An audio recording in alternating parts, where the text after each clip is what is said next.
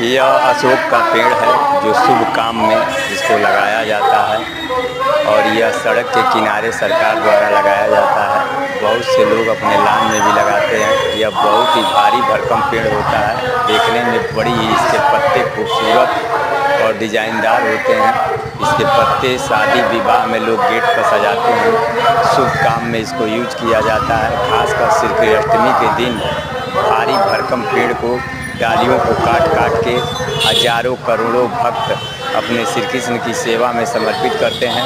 श्री कृष्ण जी को यह पेड़ बहुत ही प्रिय और उनके लिए बहुत ही अच्छा पेड़ माना गया है, जो श्री कृष्ण के हृदय में वास करता है। इस पेड़ का नाम अशोक है। अशोक का पेड़ लोग कहते हैं। इसकी पत्ती कटी कटी होती है दोनों तरफ और नोकीला होता है। यह देखने में बेहद खूबसूरत और डिजाइनदार होता है, इसीलिए सरकार इसे सड़क के किनारे लगाती है।